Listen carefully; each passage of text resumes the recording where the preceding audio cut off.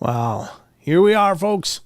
It's now time once again to enter the Paranormal Portal. Welcome, everybody. Hope you guys are doing great. Thank you so much for coming in on this hump day evening, because it's hump day.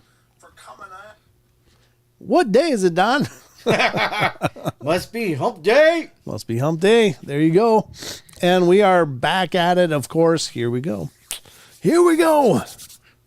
I'll tell you what, I missed you guys. Glad you guys are here. Thank you so much for being with us. As always, hope your week is going great. Hope the weather's warming up and it's getting lovely for you. I'm wearing shorts. Hi, Gypsy. Gypsy's over on Twitch, keeping an eye on things. Thank you so much, Lucky Gypsy. Appreciate you being there. We're also streaming live on Rumble as well as YouTube. So just so you know, spread the word. Let everybody know. And hopefully this will get uploaded to BitChute later. That's the plan anyway. You can stream live to BitChute too, right? Yeah, I think you can. Okay. Do you still have the password? Oh yeah. I can still check it on it and see how everything is. I know that it's still there and it's still getting updates from our YouTube, of course, as it syncs once in a while. Not consistently, but anyway. So we're everywhere as much as we can be, as always. So, but I don't know, wherever you are, wherever you watch, just please let people know about the Paranormal Portal, because word of mouth is the greatest support we could ask for from you guys, because I know it means more to me when I'm thinking of checking something out. I'm way more likely to check it out if somebody I know says, hey, you should check that out. So you could be the magic that is that moment for us. But as you can hear, I'm not alone. I have, of course, my good friend and co-host and the big toe of the portal himself, Mr. Don Longbeard's here with me. There he is. Look at that grinning mug. It's like a Cheshire cat. Cheshire crack? Yeah, what? Cheshire cat. It's like this mouth just appears in this void of hair. It's like all of a sudden there's teeth. Ah! Jeez. Wow, I'm a Cheshire crack. No, I meant cat. It just came out wrong. Yeah, you said crack. It's okay. Well, crat is what I said. Crat. But, oh, yeah. No, it's a crat. I don't even know. It's kind of like a nunk. We always find this stuff out later. I say things and then we find out how stupid it is later when people bring us the actual definitions and stuff. Right. It's like, oh, I didn't mean that at all. We didn't know that. I didn't know that. But anyway, how you doing, David, Barbara? Rachel's here. Karen Alberting's here. Wizard Moon. That's good to see you all. Princess and of course, Lion. Princess Lion is here. Yes, of course. And great to see you guys. And happy birthday to Maggie. It's her birthday. Maggie, it's her birthday yesterday. Yeah, well, her yesterday, or today. Or today is her birthday. Yep. Yeah, that's right. So it's kind of hard to keep that straight. It's the portal recognition for Maggie's birthday. So this is your present, Maggie. Here we are for you. We dedicate this episode to Maggie M10 from Oz, who is with us always, and she's been a big part of our heart and our community for a long time. Absolutely. So thank you so much for being here, Maggie, and thanks for the super chat. You should have birthdays more often. Yeah, exactly. That works out just wonderful. 3 or 4 times a week would be good. Every day is a birthday now, isn't it? Yeah, so you can do that for sure. Anyway, we are going to be getting to the news here briefly, shortly, not too long from this moment. And after that, of course, we're going to dive into more fun and eventually round it off with some cryptids. So I don't know about you, but Luna says it's not my birthday. Well, are you sure? You woke up this morning, you were born into a brand new day every day. Oh my gosh. Does that make her reborn? Or born again. Born again? She's born again into every day. Nope, not my birthday. Okay. Well, I figure as long as I wake up on the green side of the grass, I'm okay. Otherwise, put me below the frost layer. Yep. Which is about 18 inches. Here, at least. Is it? Okay. Mm-hmm. I don't know. I didn't know how deep it is. I just know. It gets really deep, Brent. I think it's deeper in Minnesota, actually. It gets really deep really quick, too. Yeah. The frost. No, this show. Oh, yeah. Well, that stuff gets deep around here, yeah. I only see like 1 or 2, regular I see a lot of blue and green. That's really awesome. That is really cool. Yeah, that's wonderful. We've got so much family here in the portal. Family, yes. We did do a T-shirt giveaway, and so I donated, and someone else donated some memberships as well. So there was 10 or 15 of them given away as well, which is wonderful. So hope you guys enjoy your membership to the channel. Does that mean you're a vampire? Well, with the name Luna Moonicorn, it's kind of Luna's kind of a vampire name. Well, it's a night name, right? Yeah, night it's name. Moon. Yeah, definitely new. Yeah. Being Moon. Loony. Yeah. Not loony. What do you mean? Luna. Moon. Yeah. Gotcha. Yeah, there you go. Anyway, we are going to get to the news, I suppose, without further ado. What do you think, Don? I try not to. It creates unreasonable expectations. That's for sure. I'll vouch for that. All right, definitely a little loony, she says. Of course, you're here with us. Yeah, you've got to be a little loony to hang out here in the portal. We might be all absolutely messed up, but we like your messed up. Yeah. That's all I can tell you. You fit in with our messed up, so it works out well. Karen says she needs the news.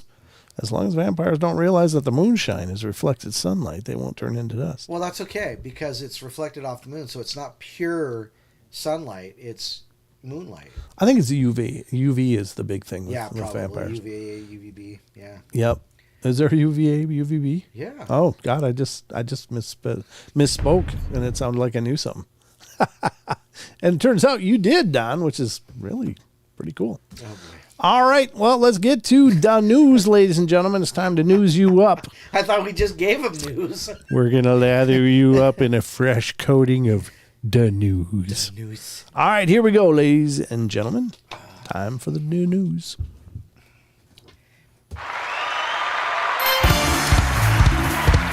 Hey, Brent. Hey, what? You know what Yoda said when he saw himself in 4K for the first time? I don't know. HD, am I? That's so lame. Oh my God.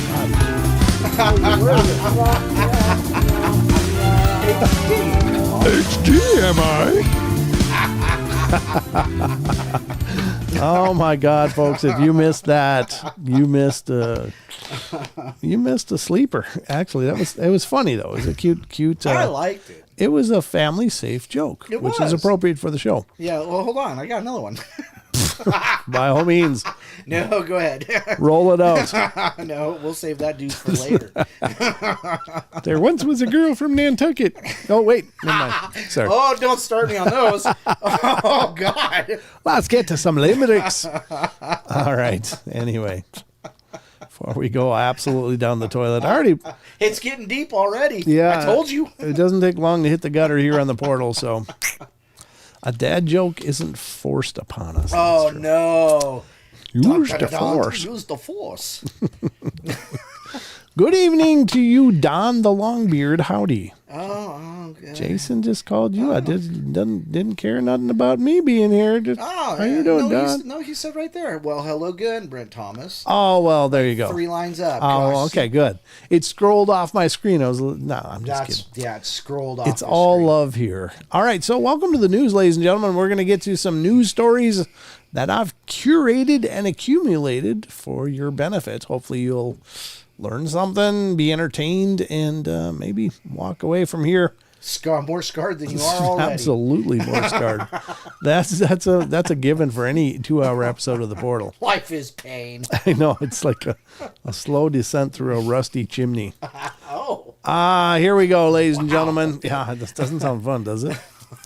All right, here we go. This one's a UFO report right away. First story's coming from an amazing site, unexplained-mysteries.com. Please support them, visit them, help to promote them and what they're doing, because they are awesome. And that goes for all the shows, or all the sites that we will visit throughout the course of the show. Wow. Support them all. Visit them all. Mealy mouth guy over there. Who, me? Yeah, you. I'm not even sure what mealy mouth means. Does that have to do with pronunciation or? No, it has to do with the in this case, the platitudes you put forth. But they're all sincere. We'll just leave them at that. They are all sincere platitudes. Absolutely.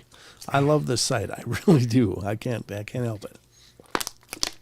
So Luna Moonicorn says, walk away from the portal, a loony D-hole with tears in your eyes from laughing so hard you cry. Oh, boy. Well, we love us some D-hole around here, I'm just saying. Oh, God. This is just bad pronunciation, that was all.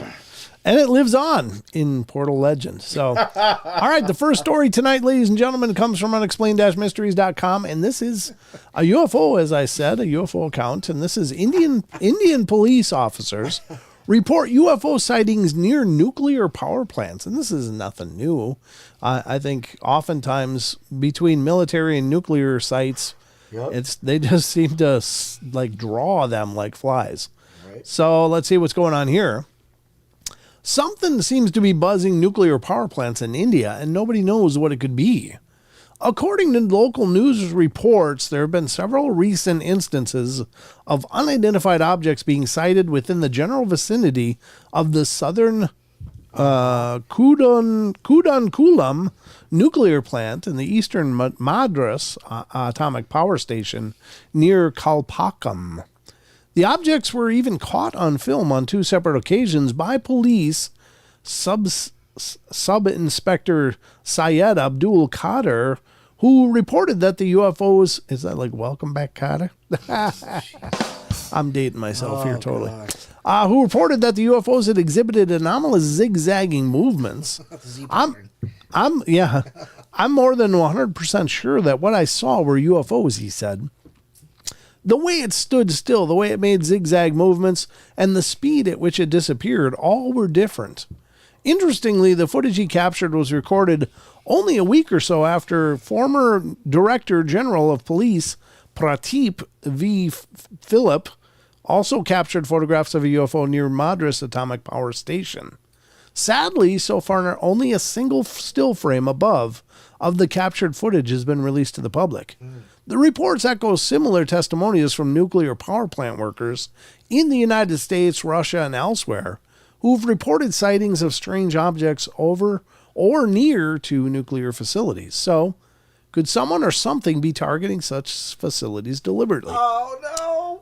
What? Oh, no. Jeff Clegg says that locals reported seeing Naan-thing, Naan, which means bread. Yeah, the naan bread. Naan-thing. We have seen naan-thing. Sorry. I don't know. This is not a new phenomenon as far as nuclear power stations are concerned. No, they're not. And sightings of UFOs. I mean, they just seem to go hand in hand. So, oddly enough, for whatever reason, they are interested. Maybe they just are just kind of doing a survey of how we're doing here since they left. Oh, good point. Wizard Moon says Vimana. Vimanas, yeah. Vimana. That would make sense, wouldn't it? I prefer Nirvana. So. Oh, God. You mean Nerdvana. I like Nirvana, even to this day. Paranormal Portal sounds like a flavor of Ben & Jerry's ice cream. It didn't say ice cream at all. It said ice cream. I don't like Ben & Jerry's. Okay, but yeah, let's be brand friendly here on the show. Could be a future sponsor. Who knows? Let's not muddy the waters. I retract everything I just said. Yeah, you never know. It does sound like a weird flavor, I guess. I'm not sure. If Ben & Jerry's did a flavor based on you and I, oh, God, what would it be? I don't know. What would it be? I don't know. I don't know, like a chocolate swirl in a toilet container or something. Maybe. I don't know what they would do with us, Don, to be honest with you. Well, that's a portal. Yeah, that is a portal. Yeah, they'd flush our portal, I'm sure. It'd be nutty, Luna Moonicorn says. It'd be nutty. Probably would be, yeah. I don't know. I hate nuts and ice cream, though, for that matter. That didn't come out well at all, did it? Don nearly chokes. Might have an opening as a co-host here on the show on Wednesdays. If I keep talking. All right. Well, that's the first story, ladies and gentlemen. Vanilla fudge swirl with caramel popcorn. It's got candy corn in it. I know I chewed that. See you later. That is the most disappointing thing Doesn't matter how much you chew it. Yeah, it just reconstitutes in our bowels somewhere. It's like a magical food, I'm sure. It's like peanuts are the same way. Oh, good gosh. I don't know about. Yeah, that's true. Peanuts, isn't it? Yeah. Yep. I haven't seen a Snicker bar flush in a long time, to be honest with you. But I don't eat a lot of peanuts, so usually it's in the smooth and creamy peanut butter variety. That's about it. Or Reese's variety. You like smooth and creamy nut butters. God damn it. All right, you're going to lose your microphone for the night, Don. Fault. Don, you can be our sign language interpreter. Don will just be over there doing this because he can't. You better learn sign language before next Wednesday. I can spell A, B, C, D, E. Do not flip off that camera, Don. G. I'm going to one camera here quick. Hold on. There we go. Yep. All right. I'm going to be careful L, when he hits the letter F-U. O. All right. Done, Don. Yep, done. All right. G. Let's get to the next story here on the Portal News because, my God, we're trying to educate and entertain you at the same time. And we might accomplish at least one of those. Goodness. Maybe. All right, Don, you ready for the next one? Of course I am. All right, let's go to this one. This one's also from unexplained-mysteries.com, dealing with ghosts and hauntings. And the portal is out of control, Luna says. Video shows motorbike rider passing through ghost in the Philippines. Oh. Yeah. Oh, I've seen this. I think so. Yeah, we've looked at this before. This one's maybe been around for a while, and here's the actual still frame. It does look like a people. It looks pretty well manifest.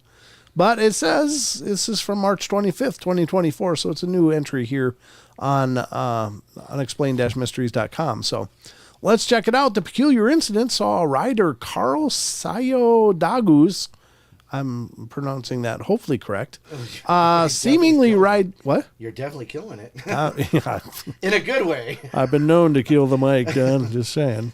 Seemingly ride straight through a mystery figure in the road. And the video, which was posted up on Facebook earlier this month, features helmet camera footage captured while Dagus was riding through the streets of Cagayan de Oro in...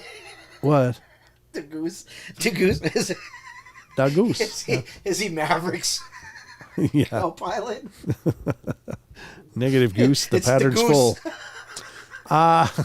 Cagayan de Oro in the Philippines. As he proceeds along the darkened carriageway at around 3 a.m. in the morning, a figure can be seen emerging from the side of the road and dashing straight out in front of the bike.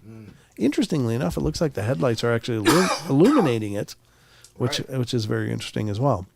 What happens next, however, is the weird part. At the moment of collision, which should have occurred, the figure seems to suddenly fade away, and the bike continues, having hit nothing at all. When the rider slows down and looks back, there's no sign of anyone on the road. So where did the figure go? I don't know if we've seen this one, Don.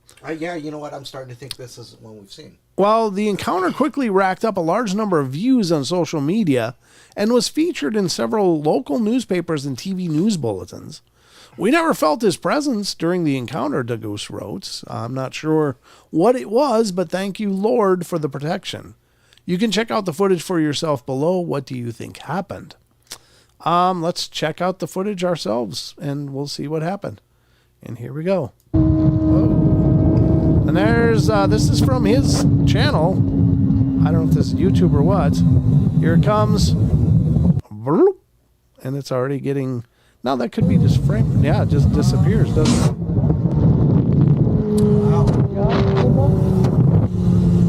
Huh. That's crazy. I think he needs to stop and wipe. I know I would. Yeah, no kidding. That's crazy, right? I'm going to go. I don't know if I can scroll this at all.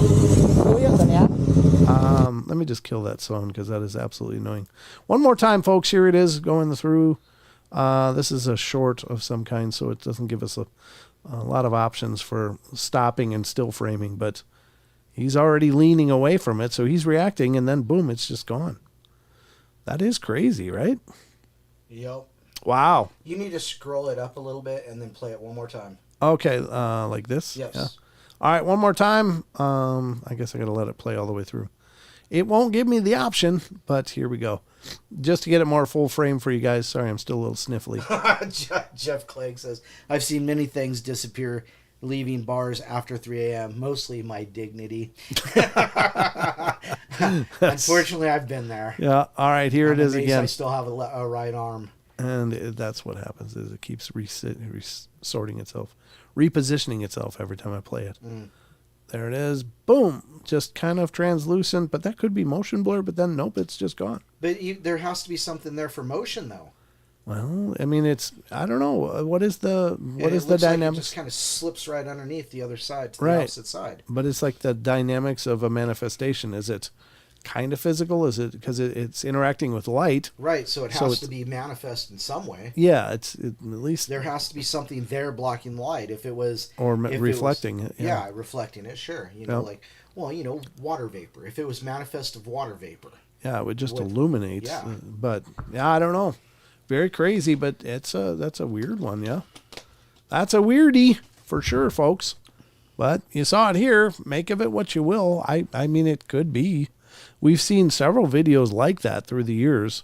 There's, I know we've covered a few of them through the years, right, Don? Yes. Yeah. Did you know what I said? No. I see. You said you'd give me $100. And I believe I just said no. Oh no, that was an actual response to a question. Paranormal Portal. This is untalented to the topic. But I believe unrelated to the topic. Oh, did I? Okay. No, you read it right. All right. It's just they meant unrelated. But I believe there is a secret underground world that holds the dinosaurs. Yeah, it could be. Yeah, it could be. Could be pancakes. We've certainly talked about hollow Earth theory and what might be in there. Virgil. Several times, but what is it? How you doing, buddy? How do you get there? Is it a North Pole thing? How you doing, Virgil? Virgil, connexion out of France. France, yes. Yeah, our good friend, Mr. Virgil. We talked to him. Yep. We talked to Virgil on our podcast episode and had a great discussion with him talking. It was neat. Really a great experience to talk to Virgil because we've never really had the opportunity to sit down with somebody from overseas and talk about these many things that are very continuity. There's a lot of continuity between the U.S. and France and Europe with what's going on over there. Yeah, specifically he talks about his sighting of a dog man over there in France. Yes. So then his other. So go back to like last September, October in our podcast and look for what did we call it? The French connection. The French connexion. Yes, I think that was it. But Virgil, that would be cool if we could get together again. He says he'd be nice if we could get together, and absolutely it would. It would be great. That way you could talk about the rest of your show. So, but we'll work on that someday.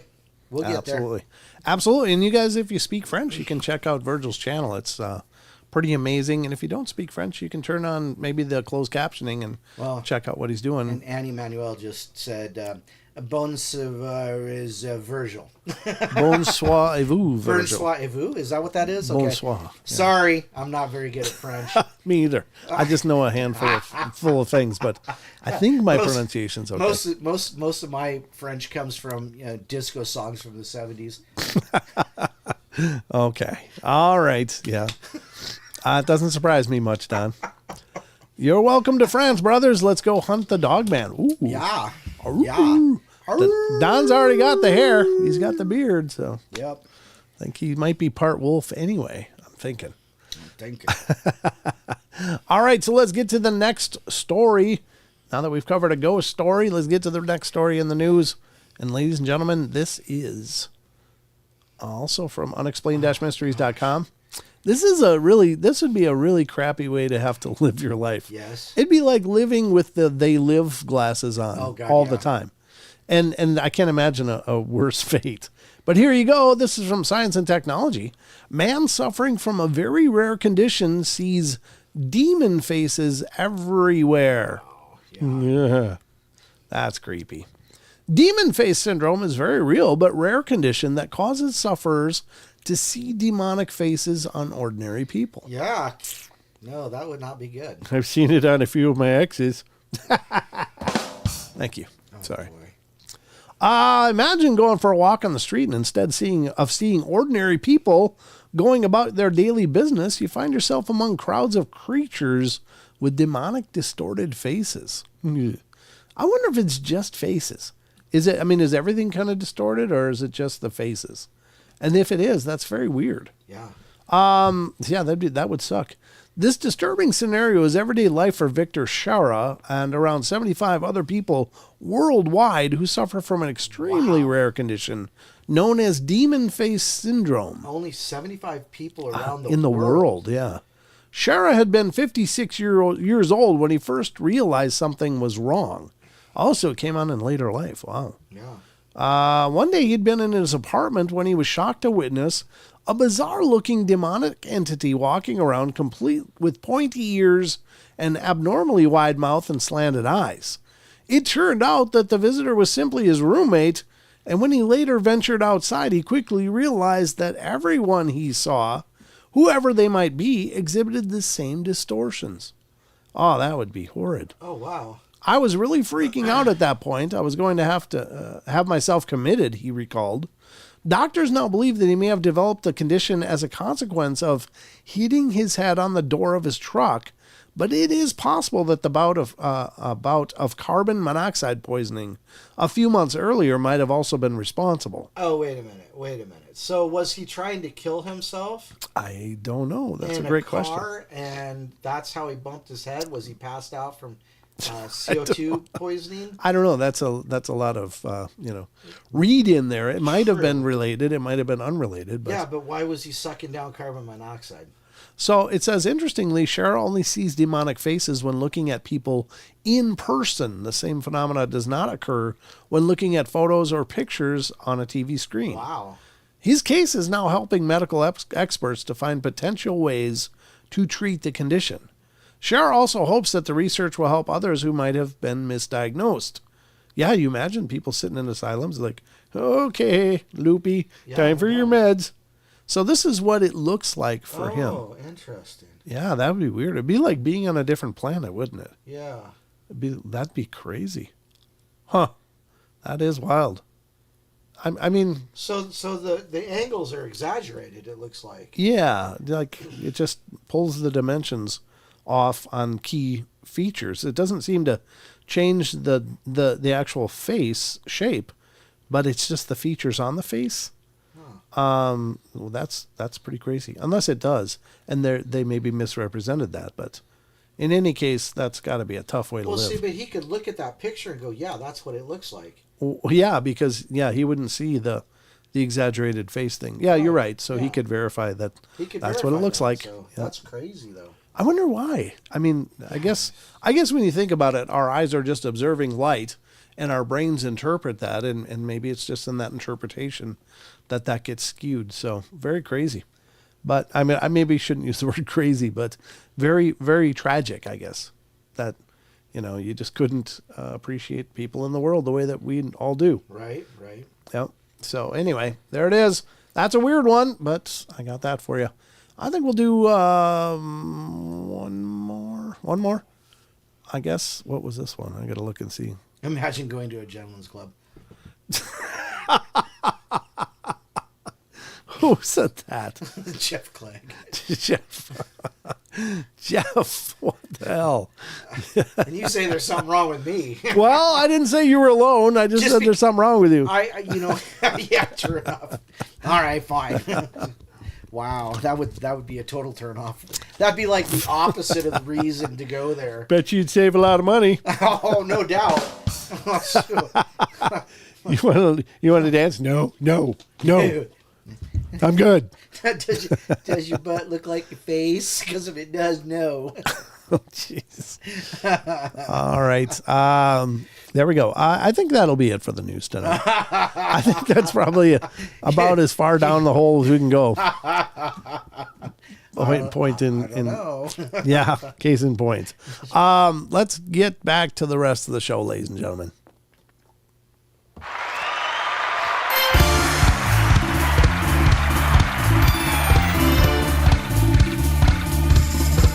I don't think they do. I don't think they do. They use Dr. Squatch. Yeah, Dr. Squatch. Could be. We'll talk about it in a second here. Guess what? Red chicken back Did you hear me do that when you were in the watching the other night? No.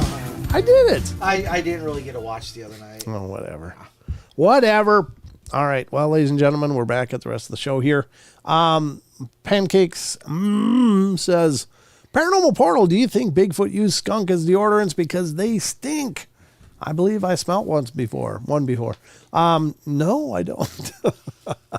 I don't think they do. I think that they may very well have some kind of scent gland that is activated by stress. And when they're stressed out, they can just emit this horrible pungent smell. Like a skunk. And it may just be the females. I don't know that it's both. Because there's many sightings where people see Bigfoot close and never have any issues with smell or can even smell them at all. But then there's others where there's just like, oh my God, it's a vile, putrid, horrible smell. And it's really not skunk, although people relate it to that because that's just really strong and pungent. But people often say it smells like decaying meat or a body or something and trash and fecal matter. And like Jeffrey Dahmer's apartment. I don't know. I never visited, but maybe you're right. But yeah, I mean, it seems to be at least some form of rudimentary defense just to cause things to move away from them when they're in high stress. Yeah. I don't think that it's something that they're applying. It's a fair amount. Because then they would smell all the time, and they simply don't do that. So I think you were being tongue-in-cheek about that, but just in case you were being somewhat serious, no, I don't think they do that. Okay, so that's my take on it, and I'm not alone in that. I really did come to that conclusion on my own, but have since found many people agree that it's probably some kind of scent gland, although we don't know much, if anything, about these things. All right, John Stevenson, how you doing? Is in here. Jason's in here. Dumpster water, Rachel says. Yeah, I guess it'd be like they roll in dumpster water. When you're trying to disguise your own smell, then I think skunk. Yeah, I think they say like dogs, for instance, for some reason, love to roll in like rotten fish. Oh, but they think that it's some throwback to when they were living wild as maybe wolves or whatever, that wolf memory, but it's to disguise their scent with just something in nature that would cover their scent. And therefore prey animals wouldn't go, oh yeah, I smell wolves coming. They'd smell, something died a long time ago. So anyway, that's an interesting take. But Bigfoot's carry around skunks as spares. In a holster, I think, and they draw. Yeah, maybe. I should have typed hot dumpster juice. Yeah, I don't know how you like your dumpster juice, Rachel, but I think, there's probably... No, I'm just kidding. Just being funny. If you like it hot, then that's fine. No, I'm just kidding. Just joking. Thank you, Poindexter. All right. All right, just looking at the chat. Okay. So what do you want to do now, Don? What'd you have planned for tonight? To sit here and heckle you. Oh, great. Yeah, it's wonderful. I'm so glad you could make it. So glad you could be here. All right, so we're going to go to a How and Why's article. This is by a gentleman by the name of Vicky Verma, and he does a hell of a job. How and Why's is a really cool site. He's got a lot of articles over there.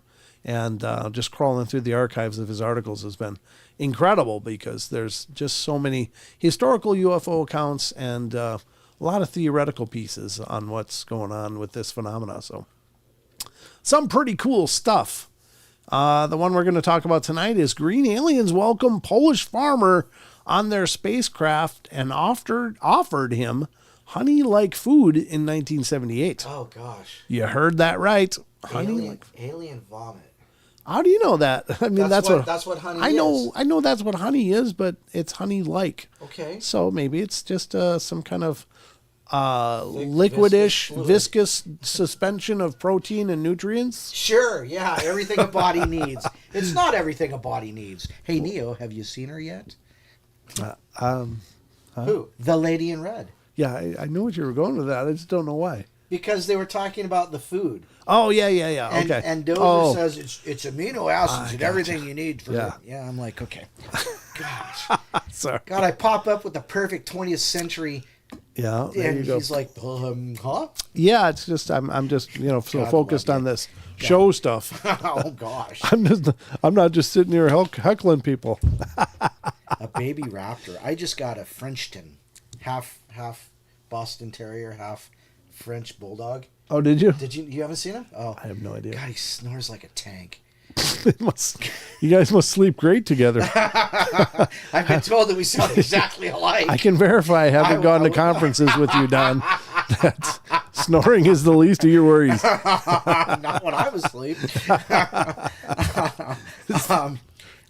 Alien honey would have perfect with those alien pancakes. Yeah, exactly. That's another story, right? Maybe that's something similar here. All right, let's check it out. This is 1978. A Polish farmer named Jan Wolski claimed that he had been abducted by aliens that took him to their spacecraft for an experiment. A Milson abduction is considered to be one of the most famous encounters with extraterrestrials in Poland. There you go. All right. The 71-year-old farmer from the small village of Emilson, yeah, I guess so, Emilson in eastern Poland recalled that in the early morning of May 10th, 1978, he was riding his horse-drawn carriage through the woods when he saw two small humanoid figures with green skin and huge black eyes. As he passed them, the two creatures jumped onto his carriage and started talking in an unknown language. Wolski said, all in all, I drove out from behind these bushes, and there's this, some car hovering in the air. What the hell's that? Sketch of the UFO. Oh, this is what the UFO looked like. Okay. And it said he described the UFO was the size of a minibus, white in color, and was making a buzz sound. There he found a lift that took him inside the craft. And as the platform rose up, one alien waved his hand in a gesture of inviting him. Well, there you go. Soon Wolski found himself inside the craft, where the aliens began to carry out strange manipulations with him. With him. Not to him. Here it is. They asked him to undress. It was all consensual, apparently. Well, they were giving him dinner, so what the hell? Yeah, dinner and a move. Yep. And the Boone's Farm probably came out soon after that. Oh, God. Oh, strawberry. Oh, my God. and began to examine his body using devices similar to small saucers. There you go. All right, sounds like 50 Shades of Green to me. According to Wolski, the spacecraft had no windows or portals. Of course, they don't want people peeping. Yeah, exactly. They'd rather keep it private. Let's draw the curtains and turn on the Barry White. A small mound of daylight came through a passage that resembled a door. He held the saucers up to my front. Okay. And then turning me around, holding my arm slightly. Then he raised my arm up and began to do something at my side with those plates. Then from behind and on the other side. Sorry. I can't help it. This sounds like bad porn. Even they can't write this crap. Interestingly, after the aliens finished the experiments and he got dressed, they even offered him honey. Yeah, they did. Usually that comes before you get dressed again. I know, you got it all backwards. This is Poland, though. Maybe that happens over there. Maybe they do it in reverse in Poland. Got to recoup your energy. Offered him honey-like food, which was in the form of icicles, but he was not in the mood to eat anything. I'm not hungry. I'm sleepy. I'm on the shame diet. I can't do it. After some The time. walk of shame diet. Yeah. I'll just go home now. Thank you. Thanks. I'm okay. I'm never coming over again. After some time, he was released, and the man nodded and said goodbye to them. And the aliens also nodded in return. Well, there you go. He actually went to the newspaper about this. I think I would have went to a therapist. Wolski was completely shocked about what had happened to him. Rachel says, did they offer a Hi, little Deb. cuddle? What? Rachel says, did they offer a little cuddle afterwards? Apparently it's just some honey-like icicles of food. Maybe it's for the swelling. I Hi, don't know. Deb. Yeah, to keep the swelling down. Here, insert this here. So he told his incredible story to his family members. I bet. His sons gathered and went to the landing site of the spacecraft, but upon arriving there, they found nothing. They saw only crumpled grass and numerous paths scattering in different directions. Wolski left his family and neighbors at the landing site and returned home. His son noticed the footprints did not say whether they were small or large in size. Oh, but they did not say. Okay, gotcha. Journalists and UFO enthusiasts call the incident an encounter with the fourth kind. The case files had been forgotten in the local archive for many years, but then it was nevertheless made public. Two journalists named Henrik Pomorski and Christina, I guess, Adamczyk, interviewed Wolski 2 months after the incident and recorded him in the tapes, which had been kept private for many years. A ufologist from Lodz, a city from Poland, how the hell do you say that? Zizla. Zizla. Okay. Blania. I don't know. How do you say that? Zizla?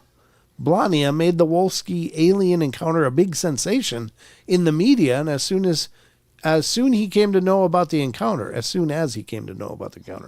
he went to Emilson and began his investigation.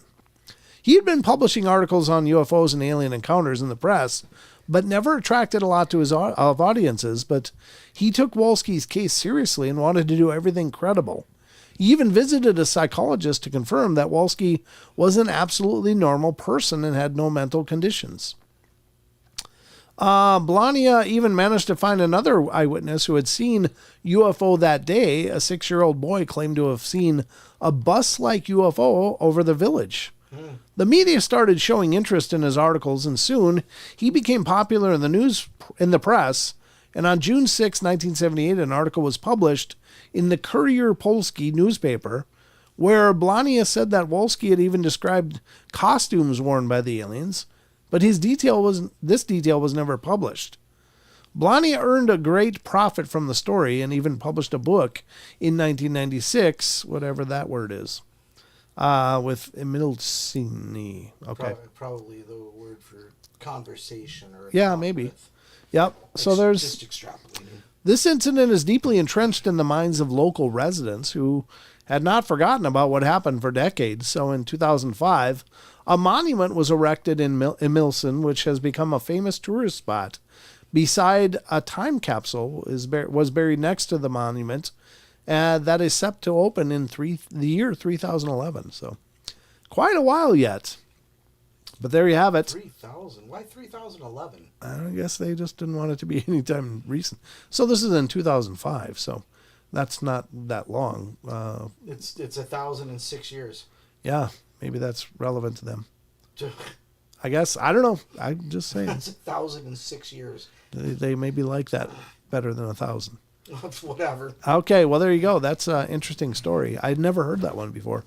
I've certainly heard the one in the U.S. somewhere, rural U.S., where they made the guy pancakes, which was interesting as well. But oh, you know what? Yeah, I have a vague memory of that. Yeah, we both were like, what? Yeah, that was very unusual. But I don't know what to make of it. It's just the way of the aliens. I guess they partake of our food or... Well, there you go. Annie Emanuel says 3011 is when they can time travel back. So that's their next opening, I guess. Oh, okay. Gotcha. It is a curious time. Yes, that's interesting. Huh. Oh, look.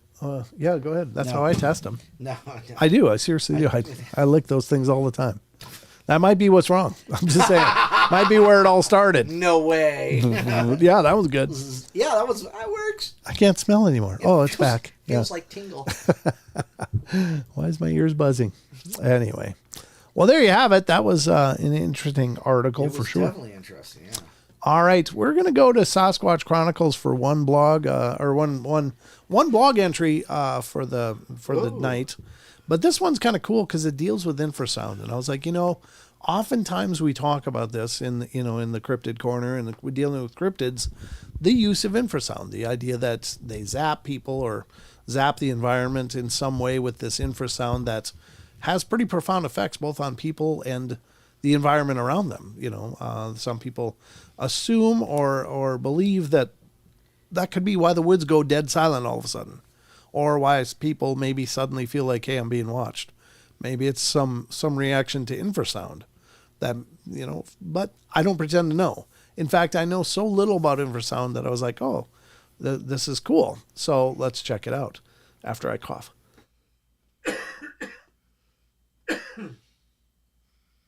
And take a drink. Oh. Cabbage and pierogies. Ugh. That sounds good. Barbara says most of us missed it, Maggie. We're all laughing. About what? Who knows? It's gone by the wayside already. Oh, okay. But Annie Manuel says, what do you watch, Brent? Does Mrs. Portal know? Oh, God. Yeah, I mean, I'm an eclectic mix of entertainment. Trust me. Alien erotica. No. She knows all about her alien erotica stuff. It's okay. She's okay with it. You know that little gif with the twerking green, alien? That's his ex-girlfriend. What the hell? What the hell, dude?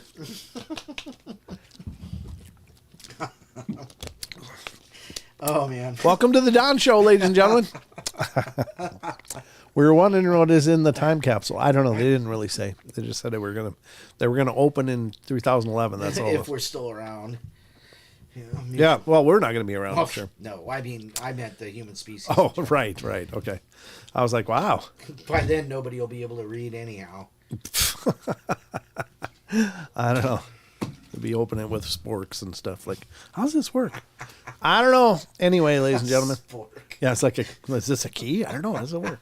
Put it in there. See what happens. Zap. Oh. Exactly. Like all of our frontal lobes have long since been zapped. You ever seen the movie Idiocy? No, don't think I have. God. See, now the one that's watching a lot of weird stuff. Mr. Beard. No. Yes. I don't watch Plan 9. No. What? I've never watched an Edward movie in my life. Okay, no. There you go. Yes, exactly. No. All right, well, let's get to this about infrasound because I'm kind of interested to hear what it says.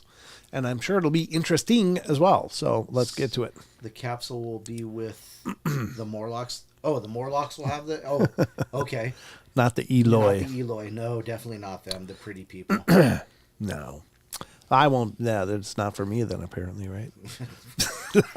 No. We're already Morlocks. We could just live What do you mean we? We? I'm definitely Eloi. Just saying. Right.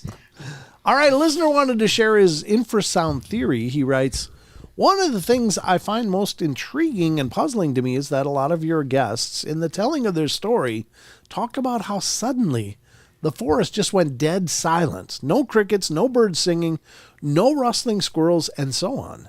And then a sense of dread or fear overcomes them for no apparent reason. Some see the Sasquatch and some don't, but most have the same experience up until they see it. Yeah, that is interesting. That's definitely a common theme. So first off is my infrasound theory. What if the Sasquatch emits infrasound as a sound deadening technique to cloak their movements when hunting or investigating human intrusion? A lot of your guests hear something big approaching from a long way off, and as it seems it's getting close, the silence happens abruptly, along with fear and dread. To me, it makes more sense that the Sasquatch is emitting infrasound below our hearing capabilities, making a type of white noise that blocks out all other sounds, rather than the entire forest just going completely quiet. Then, if the Sasquatch runs off, he Sounds like a bulldozer going through the woods, and all other sounds return. And if this is true in some way or part, then the Sasquatch is no longer sneaking up or hunting using his infrasound, white noise sound, deadening technique. My casual stab at research says humans cannot detect infrasound waves below 20 hertz. Also noteworthy is 19 hertz can produce feelings of discomfort, dread, and yes, fear. Since 19 hertz is below human hearing, these feelings can be produced without anyone being able to hear the note. The same research says infrasound or low frequency sound can be blocked or reduced by using noise canceling technology. Use different types of noise canceling technology on human participants in an area with high Squatch activity, with humans participating in an experiment, to see if the participants experience the sudden quieting of the forest along with the dread and uncontrolled fear when the Sasquatch is close. That's interesting. Yeah. Wes, feel free to use this infrasound theory test or pass it along to the Bigfoot community to further the cause in any way. I just want to contribute if possible and find out the truth in full. I hunted the Florida Everglades, South Carolina, and Georgia for 30 years in places where Sasquatch sightings have occurred and could possibly live, so I'm a believer. But I've never seen one and had a strange occurrence while in the woods. A little info on myself. I'm not a researcher of any kind. I'm retired now, but was an AC maintenance supervisor and mechanic for 45 years. What I did learn from all those years was listening to problems and finding patterns, proposing fixes and with said findings, and later testing in the proposed fix. Sorry. I don't hunt anymore, just boating and fishing now. Done that all my life. Still do it all the time. But this theory could be tested without needing to go far. I mean, you could just do it outside because you can generate infrasound, Right. but you just can't hear it. So Right. Go out. Excuse me.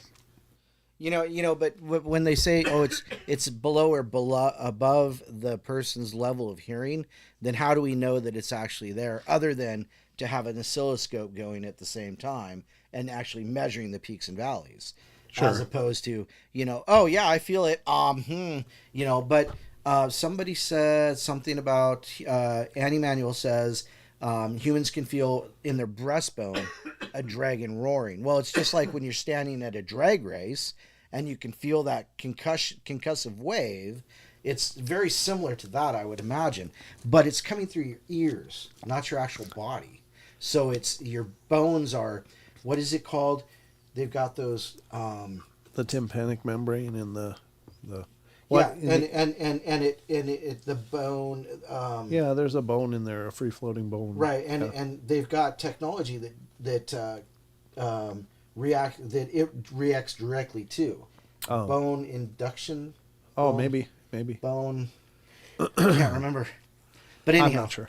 But the thing is that you could certainly take it out with an infrasound generating device that could play with many different frequencies, Right. and see if any of those settings seem to kill the other noises. Right. Yeah. For one, that would be one way to test this theory. So that would be what he basically said in that spot was that Sasquatch creates a cone of silence. True. So think of that. Yes, And I do. Yes, I believe Rachel. Yes, yeah. You could if infrasound if you have water in a bottle, the infrasound would move the water because it's a frequency. It does have manifestation to it. It's got mass to it. And you could probably most microphones will pick up sounds bigger than our Right. range of hearing. So if you had some kind of meter that would detect the presence of infrasound, whereas we couldn't see it or maybe even feel it in most cases, Right. at least you could see that it's being represented in the environment. Now, there is a lot of different sources of infrasound in the natural world. Oh though. yeah. Well, lions and tigers and bears. Oh my. But also the Earth, tectonic plates, Yeah. other naturally occurring events can create infrasound, and so it's not always a creature with ill intent. It can be just naturally like whales use it. Right. And for whatever reasons, I mean, I don't pretend to know, but it's elephants and so many other things. But there is naturally occurring infrasound as well. I think atmospheric infrasound is something as well. So, I think that's an interesting take. I appreciate the guys thinking about stuff, though. That's really cool. Problem solving and testing theories. I mean, that's all any of us can do, because honestly, it's clear that we're not going to get any help from most established scientific communities. And so it's going to be up to the lay people to figure this stuff out. Whether it's ghosts, whether it's, cryptids, strange phenomena, it's going to be just people probably in their garage tinkering around that are going to find the answers to some of this stuff. So, I think this is great that there's people like this out there. Echolocation is different than infrasound because you can actually hear echolocation.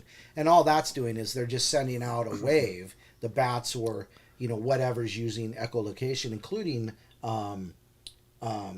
dolphins, porpoises. But that's actually a sound wave that you can hear.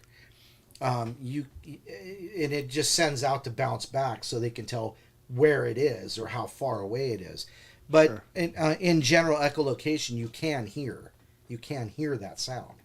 If you're close enough to a bat, you can hear it. Right. Like they make it sounds like a tick. Tick, tick, right. Tick, tick.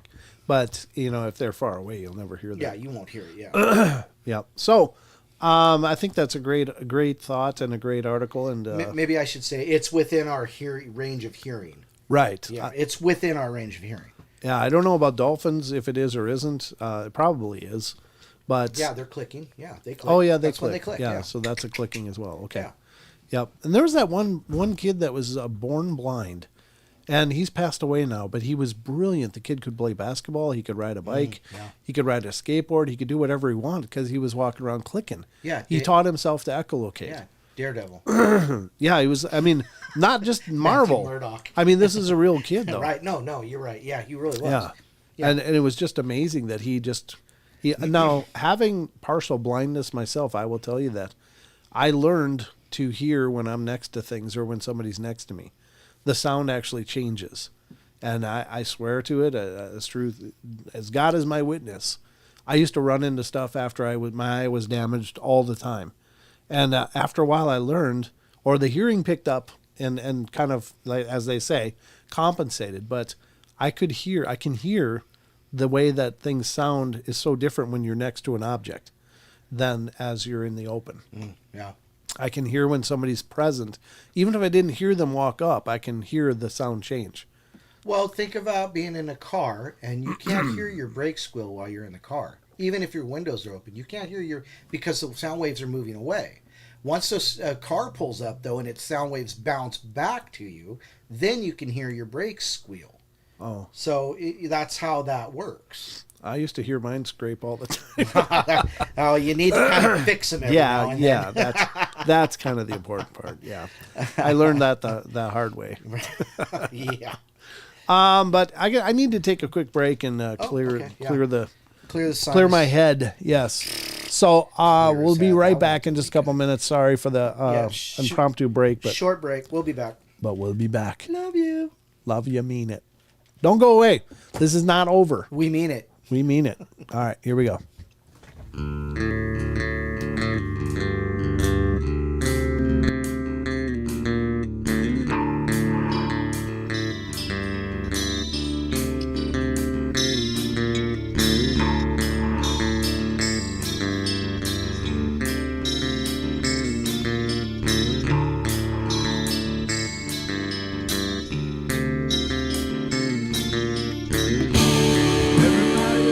Play their games.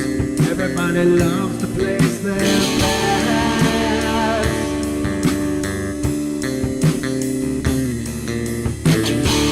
They don't understand the price I paid. They don't care to comprehend.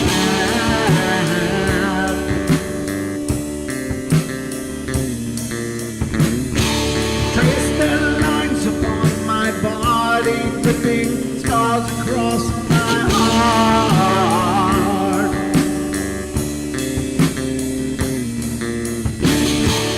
Raging anger for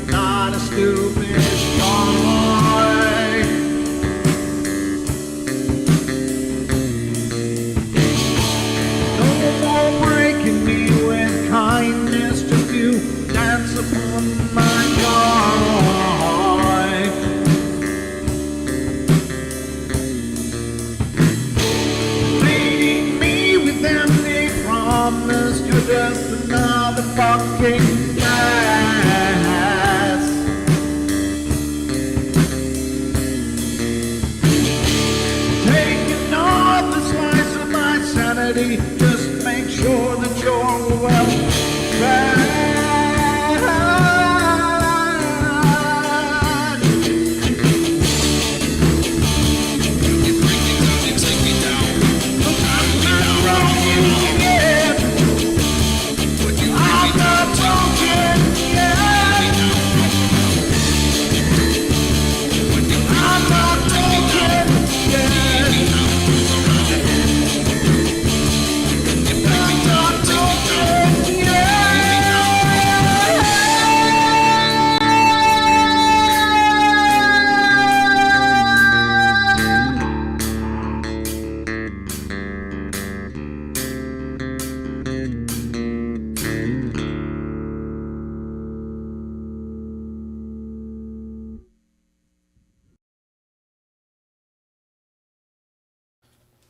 All right, ladies and gentlemen, we're back. Sorry about that.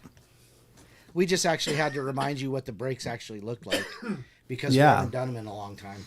Yeah, and yeah, Reacquainting you to the sweet, dulcet tones of Mr. Brent Thomas over there. yeah, that stuff. We got a comment over in Rumble. It's from Taipan 007, and he says, "Hey guys, just downloaded Rumble, and boom, clicked paranormal, and y'all came up. Very cool." Nice. And it says, "I was in the Marines about 23 years ago and ran across some chatter on the SIPEnet, and SIPERnet, or is it? It's SIPERNET from Alaska. It was unusual, and wonder if you guys have heard about strange archaeology in the region." I'm not familiar with strange archaeology up in Alaska. I'm not.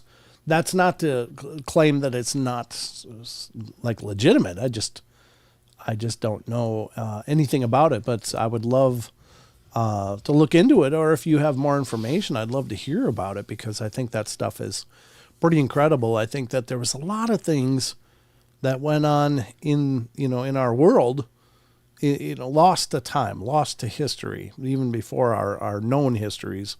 And I think there was civilizations that came and went in waves and possible reboots through the history of our world. And that's why we get weird things like this OOPArts, the out-of-place artifacts that don't seem to match up, and creates confusion, and such things as these machined-looking blocks that are, hundreds of tons heavy and huge, that were apparently carved with Bronze Age tools. I don't know how you do that, but anyway.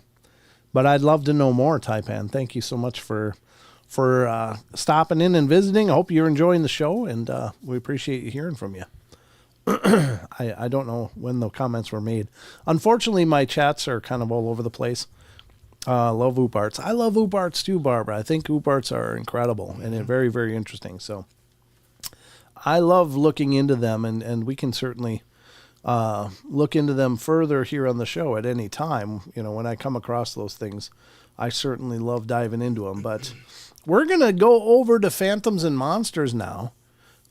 Keep an eye on it. What is that? What is she keeping an eye on? Oh, on Rumble. Thank you, Karen, if you are. I appreciate it. If I figure out how to create moderators over there, I will do that as well. And it might be just something silly, but I don't know. I love the name OOPArts. It is unique. It is. It stands for out of place artifacts. So OOPArts. They are fun to talk about. Yeah, exactly. They are. They're very curious, very interesting. Mm-hmm. Now, I don't know if all of them are legit, that are claimed to be legit, but right. At least if only some of them are, if only one of them is, that's still something amazing. So I used to think OOPArt was a Q-Bert enemy from the video game. Oh, yeah, maybe. Poor Q-Bert. Poor Q-Bert. He even got evicted. Did you see that? Huh? In the Roger in, Rabbit? No. Which one? I remember seeing Q-Bert get evicted from somewhere. It was Wreck-It Ralph. Wreck-It Ralph, that's what it was. Yeah, that's right. All right, so it's an old game, though. Didn't he suck things in like Kirby? Wasn't it kind of the same thing, or no? No. Oh, okay. You had to... It was like you had to jump up on these... Look it up again. Never mind. It's not that important. I'm really not that interested, but it was just a curiosity in my head. So, we're going to go over to Phantoms and Monsters now, which is... There's a little bit of lag between my screen and his screen. So, I talk and I'm live on his screen, but I look at my screen and I'm watching the same screen you guys are. So I can watch my movements from like 5 seconds ago. And so I'm looking at myself going, just look it up. And I was like, oh my God, I confused myself just looking at it. Yeah. And you're a hand talker too. I know, Did you know that? I'm bad. I am bad. Yay, more smashed thumbs. Text, yellow goal. All right. Very cool. Good night, Deb. Sleep tight through that storm. Thunderstorm rolling in. Through, yeah, be safe. And enjoy it for me. I love thunderstorms. Thunderstorms Thunderstorms. Awesome, as long as you're inside. Yeah, I've been stuck in some outside. I have too. On the Mississippi River when a huge one blew in, and it was the Mississippi. Mississippi. Yep, that was a nightmare back in the day. I bet. Yeah, it was like tornado type winds, but it wasn't a tornado. It was like straight line winds that just came, and I'd never seen winds like that in my whole life. Yeah, we talked about the remaking Twister. Movie Twister. It's called Twisters. Twisters. They just added an S. And it's basically a reboot of the same movie we've seen already. It's a reboot? It's a reboot. Why don't they treat them like sequels or something? Because it's not a sequel. It's the same. It's the same situations, just a new modern version. I know, but they could just have like the original cast was sucked up into a tornado, and these are the survivors, the next generation. I'm just saying you could do it. Anyway, was struck by lightning when I was 17. Really? Ooh, Annie. Wow, that's shocking. Oh, seriously? You said shocking to somebody who said they got struck by lightning? I hope you're okay, Annie. Apparently. And God bless you. I think that's pretty incredible, and I would encourage you to buy lottery tickets. God. Because the odds are, right in the same ballpark, isn't it? Anyway, hold on, I'm froggy. There we go. I mean... All right, let's go to phantomsandmonsters.com. And ladies and gentlemen, this is Lon Strickler's site. It's an amazing site. If you're into the 40 and paranormal stuff, you got to head over to Phantoms and Monsters and check it out. There are just hundreds, if not thousands, probably thousands of stories over there of encounters that Lon has recorded, as well as his own published works and links to his own podcast, which is Phantoms and Monsters Radio. And you can find that on YouTube as well, and possibly other streaming platforms. I'm not sure, but at least on YouTube. And you can catch Lon's live shows, and that's really cool. Lon does a great job. So, all right, check it out. And this is Did the Hairy Man in My Woods Carry Me Home? Wow. There you go. That's service. All right. I don't know. I like these interaction kind of stories of possible interactions with Bigfoot. And the nice interactions, not it's not horrible. Ones. Yeah. A lifetime resident of rural southwest Virginia believes that the hairy man in his woods carried him to his home after he tripped in the woods and severely hurt his knee. Wow. What do you think? Well, let's find out. Hello, sir. My name is Fred. I've got a story that may be hard to believe, but I avow to you that it is completely true. Wow. I lived on the same property in Smythe County, or Smith. I don't know how you pronounce that. Probably Smith. Virginia, all my 68 years, and I have seen a lot of strange things, though I believe all were natural, but there is one thing in my woods that I've never been able to explain. The first time I saw it, I was 16 or so, and squirrel hunting in the late afternoon. I was sitting on a large rock watching a den hole in a large hickory tree when I noticed a hairy man running in the hollow below me. It was covered top to bottom with short reddish-brown hair. The hair on its head and face was very long. I think it was around 7 feet tall. It made a hell of a racket moving through the bush, crashing branches and grunting up a storm. It then turned around and did the same thing on its way back. I stood up and quickly made my way home, and I've never said anything to my folks about what I saw. Wow. That's the last I'd seen of this thing until past October 2023. I was dragging old tree branches down into the woods when I stumbled on a tree root and twisted my knee badly. I couldn't stand on it. I lay on the ground in pain, trying to figure out what I was going to do. And then all of a sudden, I wake up on the porch bench, and it's totally dark. Wow. I reach over and turn on the porch light. How did I get there? Then I noticed mud on my clothes and mud on my porch floor. There was also a pile of hand-sized creek pebbles on the porch table. I'd seen these piles of pebbles throughout the woods for as long as I could remember. And that's when I realized that the hairy man in the woods must have brought me home. I wondered if it was the same hairy man I saw when I was a boy. That's the only explanation I can come up with. I don't have any neighbors since I'm living on the ridge. May I see it again one day? That was Fred. Lon says, I'm emailed Fred, and he agreed to me posting his story. Smith County is located in southwest Virginia, and I asked him if he thought this was a Bigfoot, and he said maybe, but never heard of one around here, and I can attest that southwest Virginia has many reports of Bigfoot and other cryptids. Huh. That's interesting. That would be crazy. It's like waking up in your bed when you're a kid and you can't figure out how you get there. Yeah. So your dad tells you you levitated. You floated. Yeah. Well, I'll tell you what. I wonder if this guy wasn't dragged home. Well, because he said he woke up, he was full of mud. So well, it's like maybe just grabbed a pant leg and just yanked him along. Like he might have passed out from the pain and knocked his head or something. Who knows? But it's like, how'd you get all dirty? Unless the Sasquatch was just really grubby. No.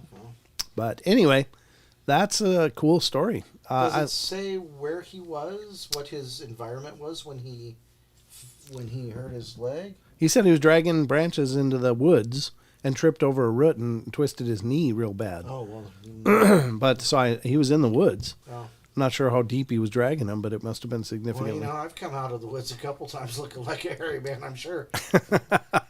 You come into my house looking like hairy man. What are you talking about? Yeah. You're hairy. I mean, it's your thing. But anyway, yeah, it's a cool story. I like that one. And, whether it was a Bigfoot or not, we don't know, but something brought the guy home. Wizard Moon says plenty of high strangeness here in West Virginia. Oh, okay. West Virginia, Mountain Mama, take me home. Take me home, country road. All right, well, there you go. First story from Phantoms and Monsters. You can see why I like this site. It's just really cool. And not all of them are real long, but they're, at least interesting. Here's a weird one. We don't get a lot of these, so when they come up, they're pretty interesting. But grotesque goat-headed humanoid observed in southwest Alabama, folks. Alabama. Still froggy. Sorry, I haven't talked this much since last show, I guess. So I've shaken a lot of stuff loose. I think the goat-headed guy is a weird one. I don't know. It's one of those things like, how many things could be out there? And it's right. like, well, I don't know. How much can people imagine? Because it just seems to be, there's no end to this stuff.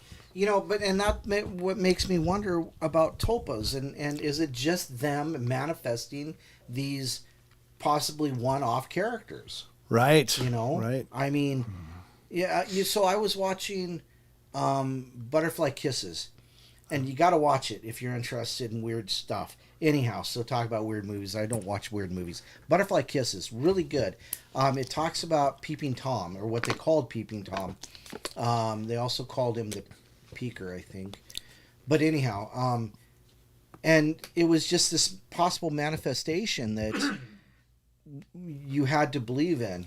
And so they became to believe in this thing. So anyhow, it's a good movie, but it makes me wonder how much of these things are tulpas that we manifest through our paranoia, our fear, our misunderstandings, hormones, Sure. like poltergeists, how many things manifest because of us that we see.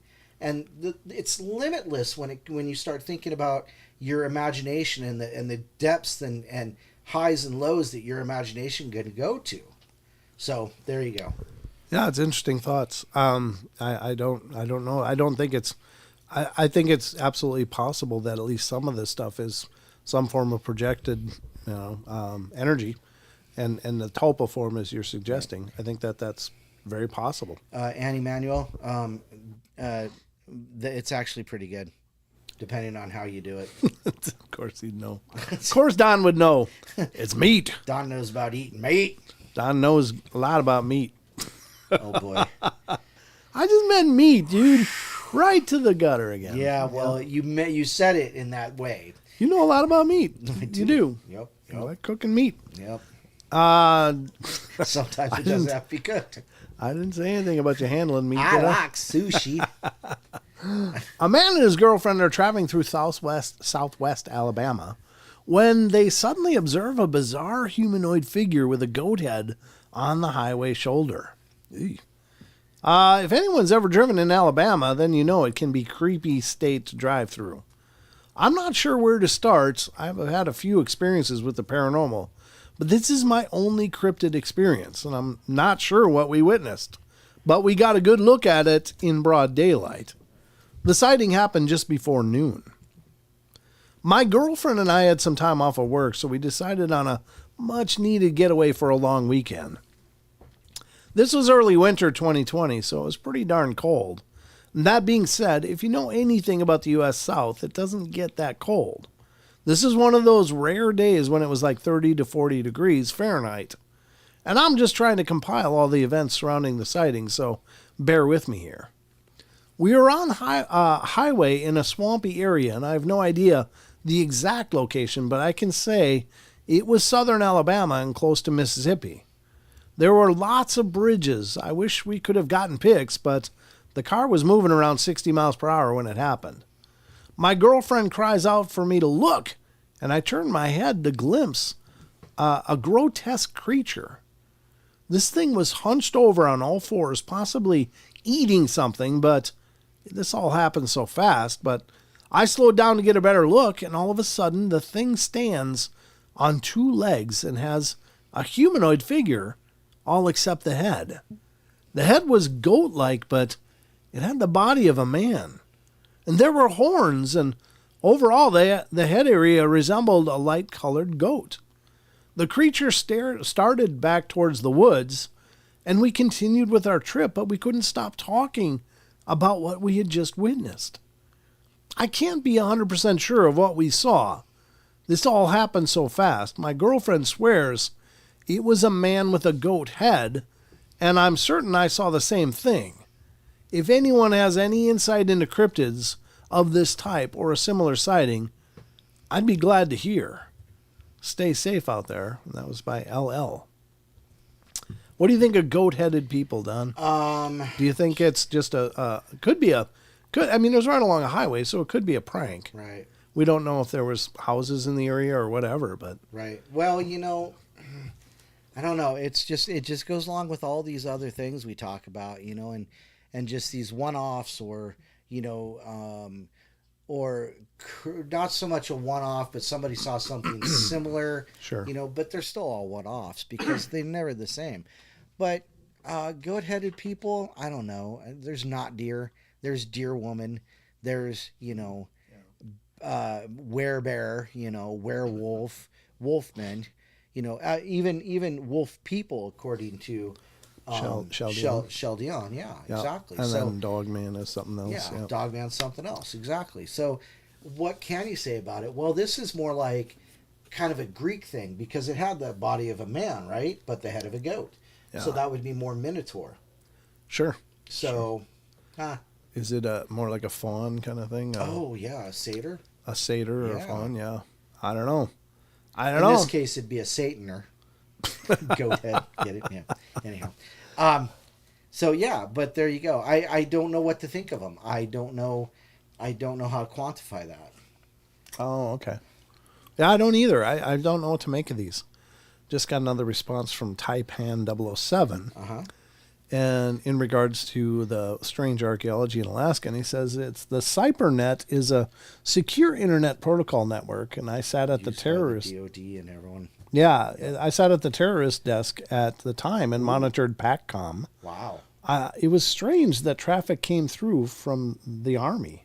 Yeah, that is weird, dude. I'd love to know more about it. I really would, and if there's more information that I could look into or any indication of an area that I could focus on, because Alaska's huge. So I assume you mean that the traffic was coming from Alaska, right? But yeah, it sounds absolutely fascinating. Or if they maybe we're the first ones to ever have eyes on it. But I'll look into any legendary accounts or anything like that about strange architecture up in Alaska. That's really cool.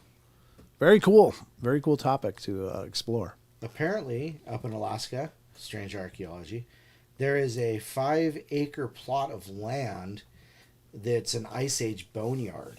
Oh, okay. So it's like mammoths and saber-tooths and things like that. Hundreds of thousands of Ice Age bones. Wow. And fossils. I wonder if mammoths were much like elephants, where they say there's elephant graveyards. Right, yeah. And they're very secretive places. I bet you they are. Yeah, that must be a very very similar behavior. Because they find more than one mammoth in general per find.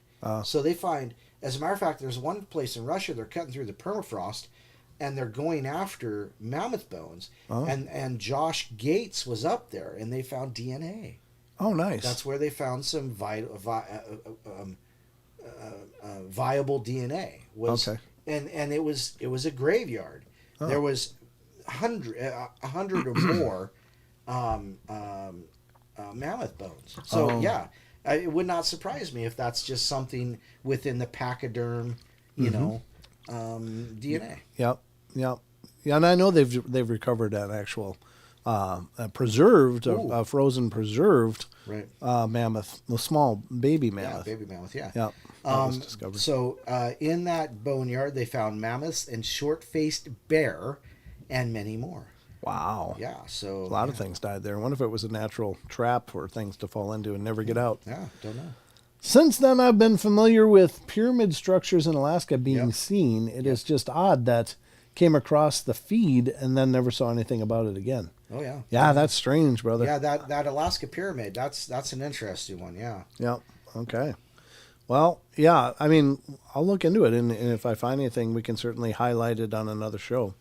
But thank you for your feedback. I appreciate that. It's good to see someone talking over there on Rumble. That's, yeah, absolutely. Been streaming over there for a couple of weeks now, or a few weeks, maybe a couple, 3. Anyway, it's good that you're here. All right, so that was the goat-headed humanoid. I don't know how we're doing for time here. Let me look. Oh yeah, we got plenty of time. 8:32. We're doing good. Let's go to the next one from Phantoms and Monsters. Gray thing in the woods. There's a gray thing in the woods, Don. Oh my.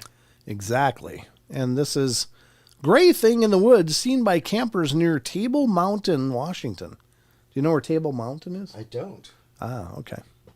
Well, that's where it was seen, in this Washington state, I guess. A group of campers set up near Table Mountain, Washington. On 2 occasions, a gray human-shaped figure is seen and heard near the campsite. Was it a crawler humanoid or something else? Ooh, those crawlers. Ugh. Don't like those. Nope. I think I'd rather see a Bigfoot, honestly. Yeah.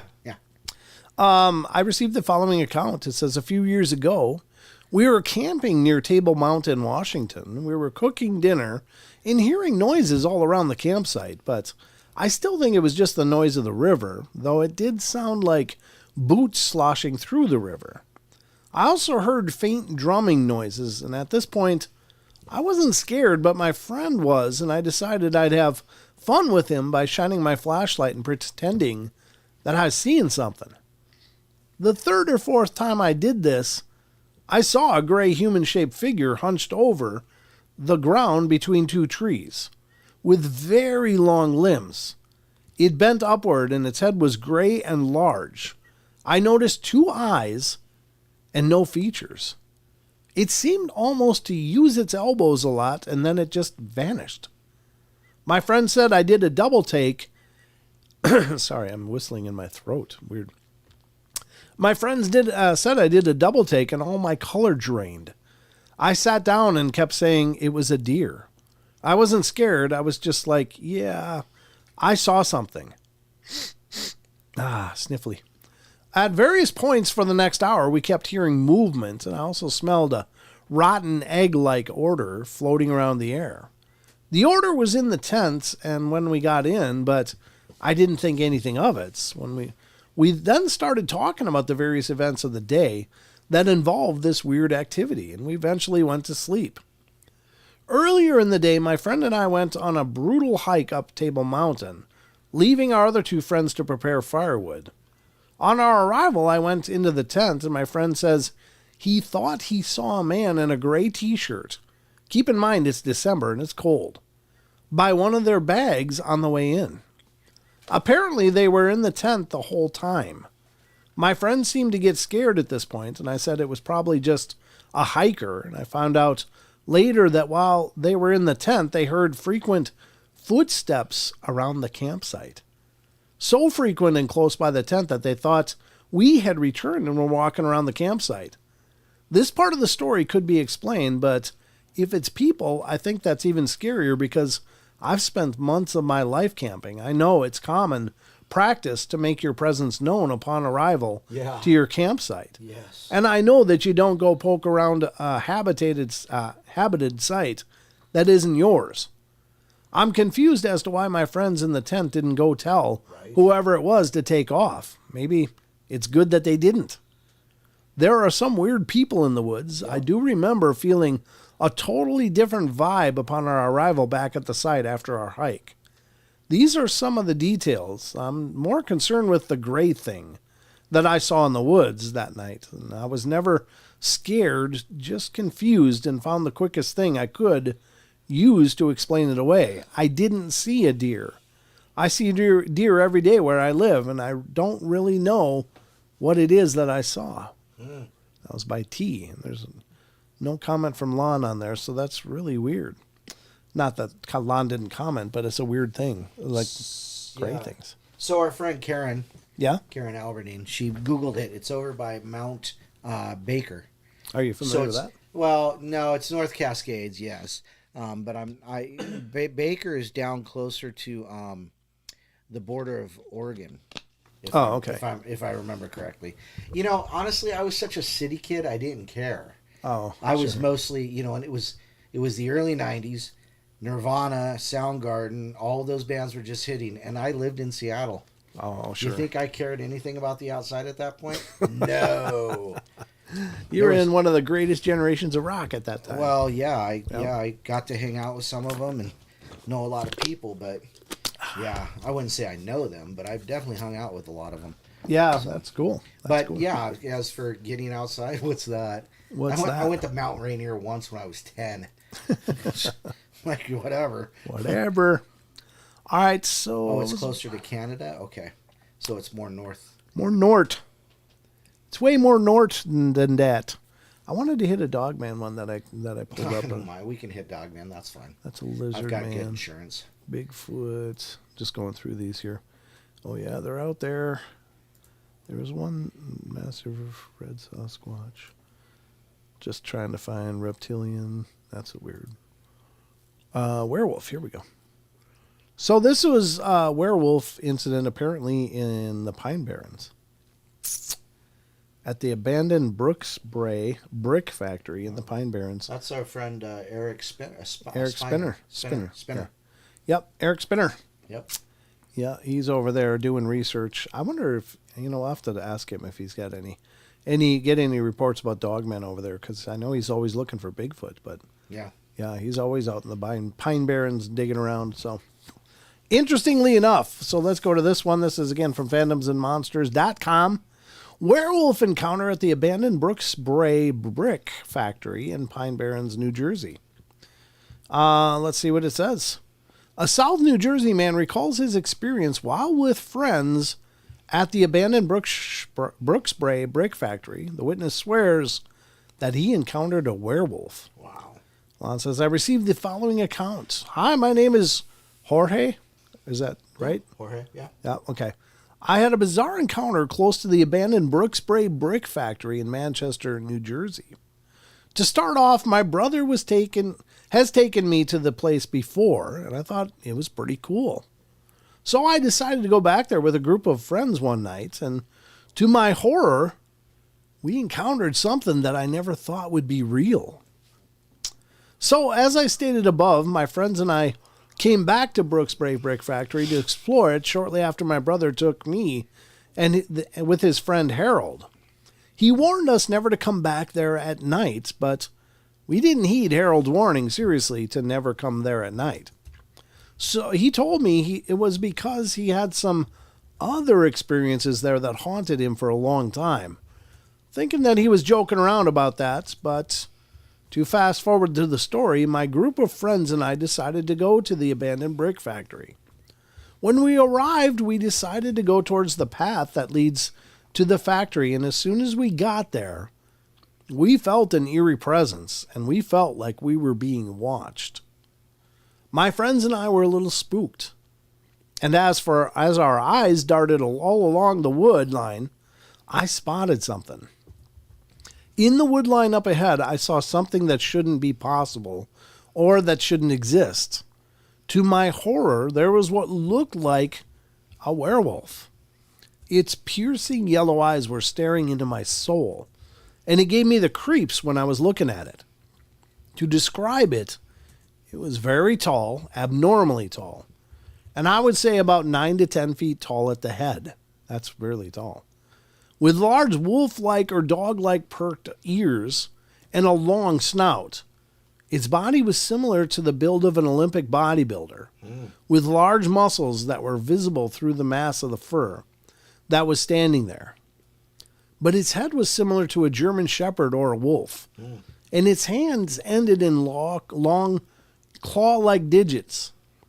I blinked to make sure that this wasn't in my imagination, and to my horror, my friends reacted to it as well.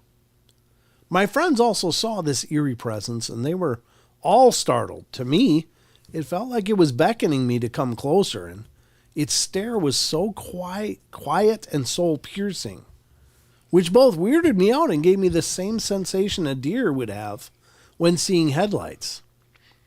It felt like it was waiting for the perfect time to strike. And I felt a primal sense of fear when looking at this creature. It also reminded me of an Egyptian jackal, except this shouldn't be real. The creature didn't do anything but stare at us and make us feel intimidated. And once we felt like it was gone, we ran out of the area. To this day, I'm still not exactly sure of what I saw, but when my brother showed me an illustration of a dogman, it made me shudder with fear. Whatever I saw that night looked just like the illustration my brother showed me. And to this day, I'm still in disbelief with what I saw. I will never go back to that location. I felt like I was in danger the entire time, and I felt like this creature was trying to intimidate us and warn us to never come back to this territory. In conclusion, I don't know what I saw that night, but I hope I never see it again. No doubt. And things really do go bump in the night, so be careful out there exploring in the pine barrens, and never go to the Brook Spray brick factory at night. Well, that's a lot of alliteration right there. Yeah, it sure is. The Brook Spray brick factory. It's like she sold seashells. By the seashore. Yeah, that's crazy.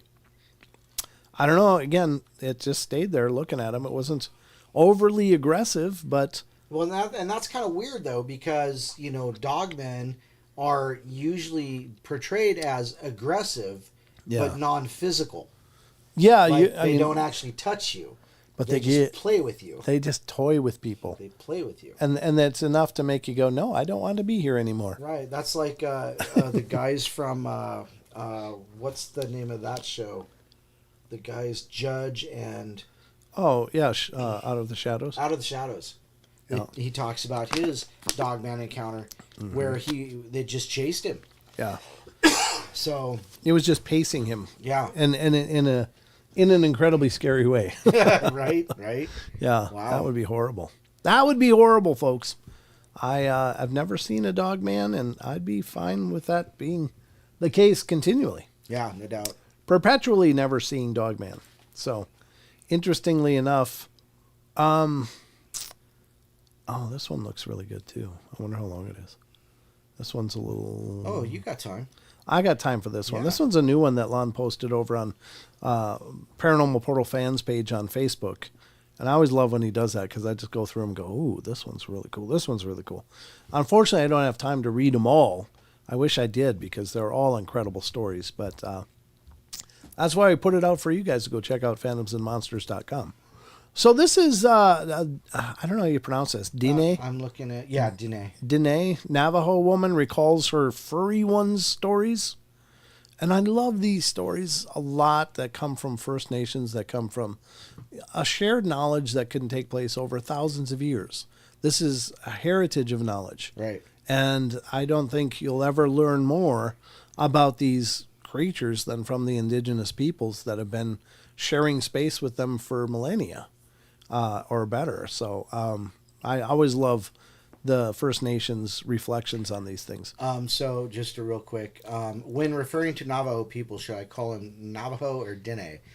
Depending on what language you speak, most people butcher Dine and say Dine. So if you can't say it right, just say Navajo. Oh. So Navajo. Well, it says Dene Navajo, so it uses both names. So that word means children of the holy ones. Oh, wow. So Very that cool. one word. Dene. Okay. That's cool. Okay.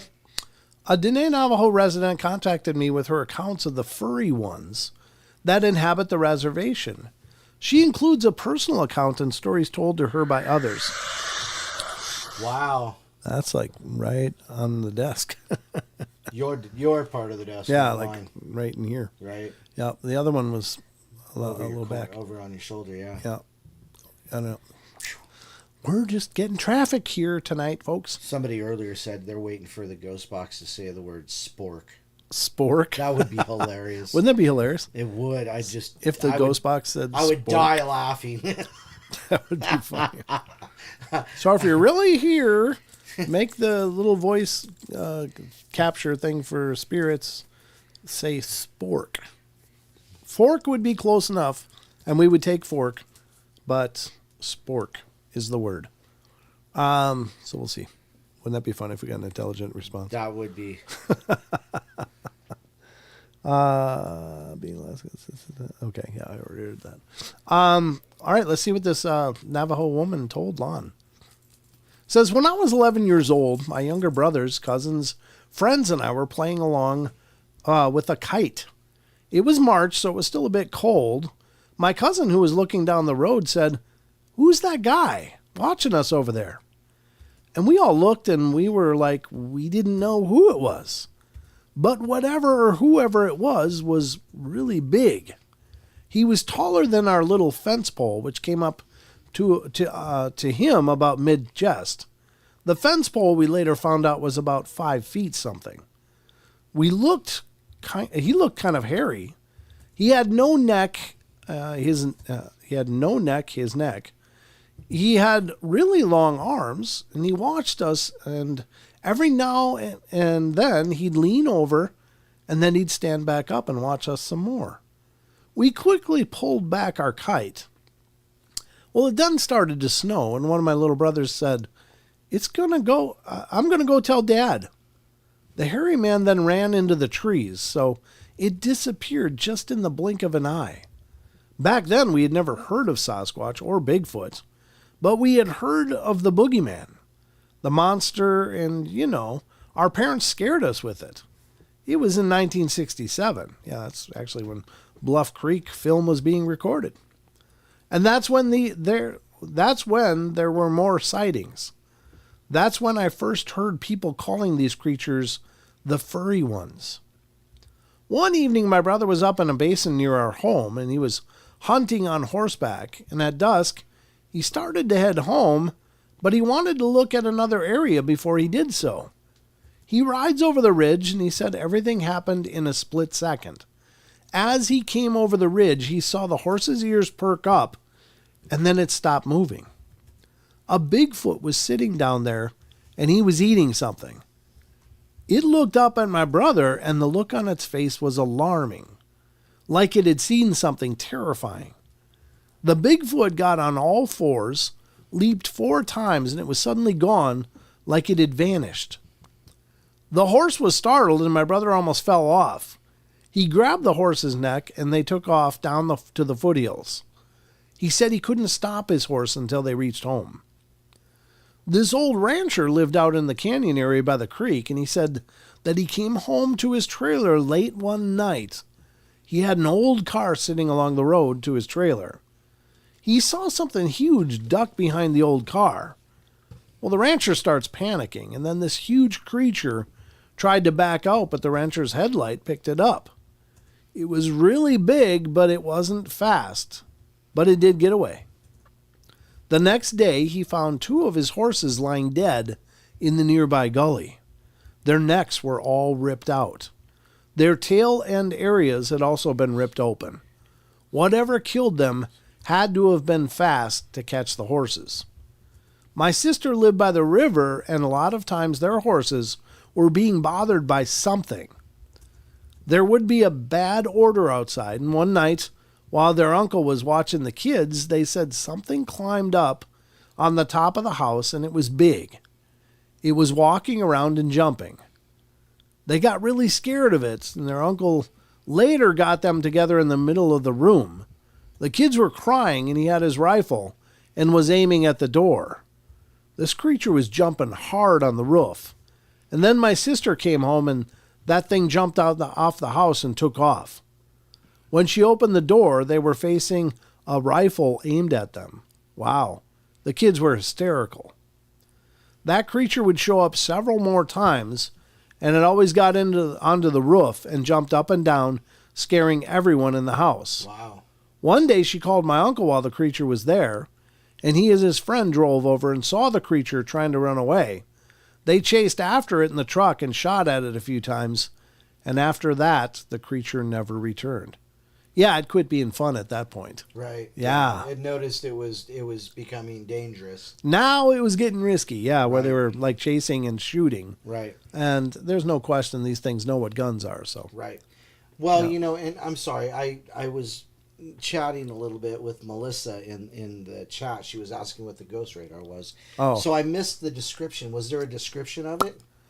Yeah, it was just a hairy creature. Just a hairy- Bigfoot-y kind of thing, Okay. yeah. Because, you know, I would imagine goat man, and I would say that because I know for a fact that goats will stand on top of your cars, fence posts, houses if they can get on top of them, and stand up there, stomp around, and laugh. Because that's what they do.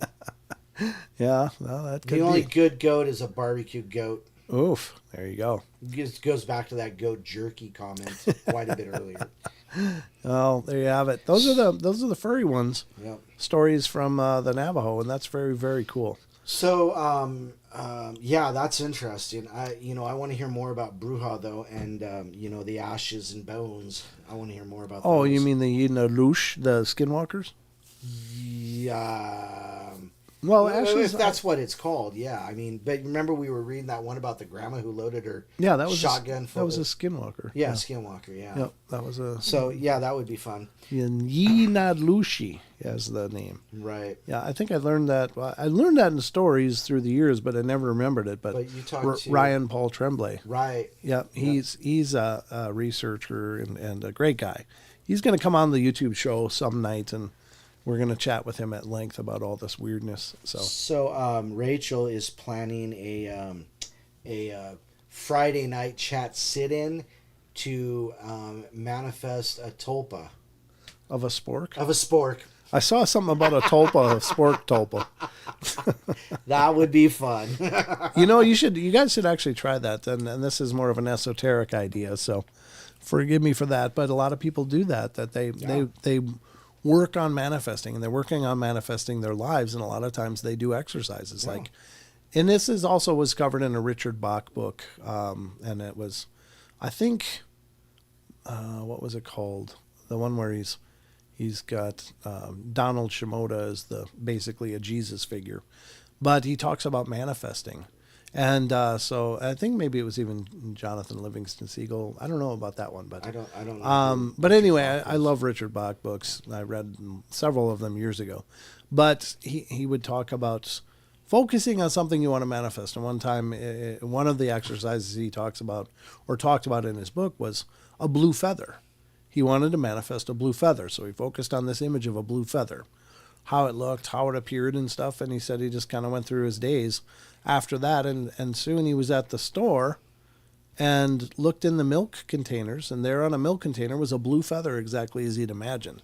So it wasn't manifest in the way that he was expecting as of being a feather, Right. but it was a blue feather that existed only in his mind's eye, Right. but then was manifest in his world, and there you have it. So There you go. Yeah. yeah, I don't know. Manifesting is powerful stuff, and it's a good thing to practice because I really think we can manifest good in our lives and good experiences and good karma and all that stuff. Right. But you got to focus that energy. You got to magnetize yourself to it. So Rachel gets it right. Says as long as it isn't a spork the size of the Stay Puft Marshmallow Man. Which brings up something interesting. They just released Ghostbusters Frozen Empire. I have to go see it. Yeah. It's the new movie with the kids. Oh, that's going to be great. Paul Rudd. And oh, it's going to be great. I know it is. Yeah, it should be.